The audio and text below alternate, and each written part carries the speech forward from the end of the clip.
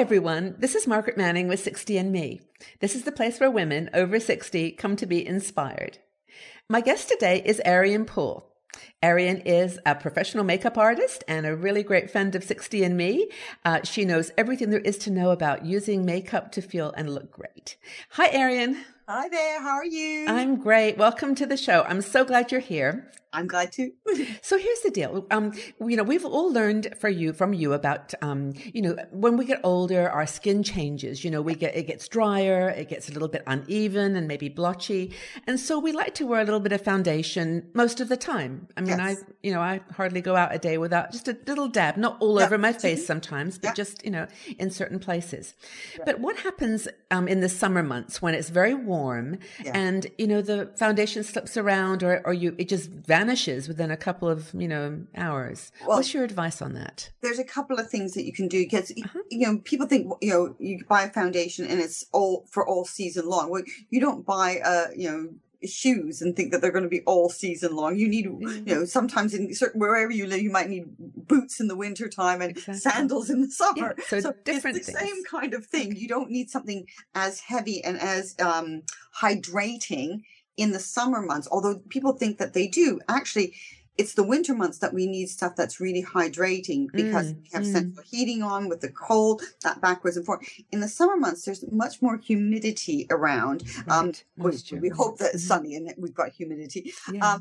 And that causes our foundations and tinted moisturizers and so forth to kind of evaporate. They vanish. Exactly. They just vanish out of, they're not there anymore. And it's really frustrating because you want to look your best no matter what. And since you put effort into it, you want that effort to last a little bit longer than, 5-10 minutes. Yeah, so exactly. What I would suggest is investigate a primer. Okay. So look at primers. There's lots of different ones out there. So one primer isn't suitable for everyone. You may, depending on your skin type, because there's a lot of 60-year-old women and more older that still have an oily complexion. So a lot of the makeup counters think that we all need the sort of the hydrating kind of priming products, when in fact we need one that's maybe a little bit more mattifying in the T-zone.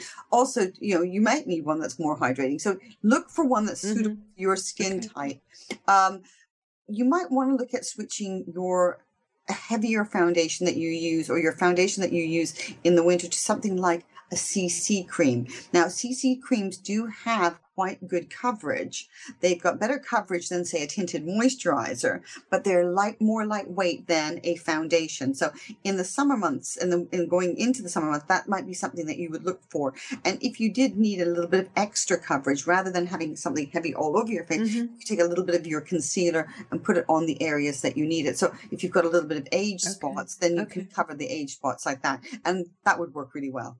So what you're saying basically is that, lighten up your foundation in general, winter or summer, but especially in the summer months, use a primer that's going to help that foundation stay in place, and maybe go a little bit heavier than a tinted moisturizer to a CC cream, which has got a bit more substance to it. Especially, and that is aimed at the women who are fans of foundation, who wear a foundation in the winter. Right. And to take that away from them, they'll feel that they're standing there in their underwear. And we don't want that. Yeah. So they still need to have that kind of coverage that they're looking for, but they need it slightly lighter weight than in the winter months. So is there any way to apply it that would make it stay on longer? I mean, using a sponge or with a foundation brush.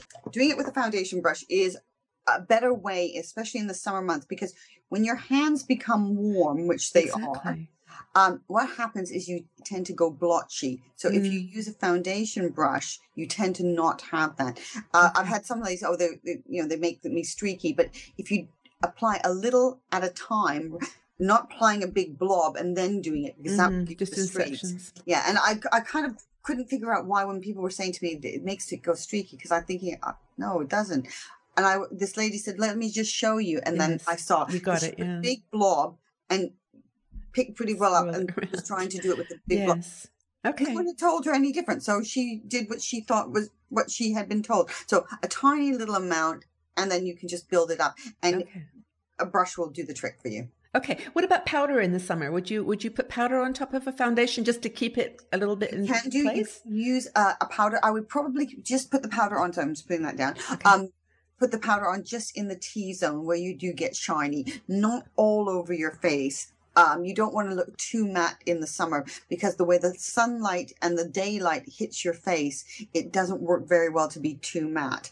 But definitely in the T-zone because you don't want to be looking like you're sweaty and perspiring and out of control. Okay. So summer basically calls for lighter foundation and applied just with a brush or something that sort of keeps it there a little bit longer. Okay. I'm ready for the summer. How about you? Me too. And I really appreciate it. Actually, we have got a video on CC creams that we did previously. People check on YouTube because I think that people may not know about CC creams and BB creams. Yeah. And it's good to know for the summer that CC cream might be a good choice. Yeah, and CC creams always have an SPF in them as well. Oh, so great.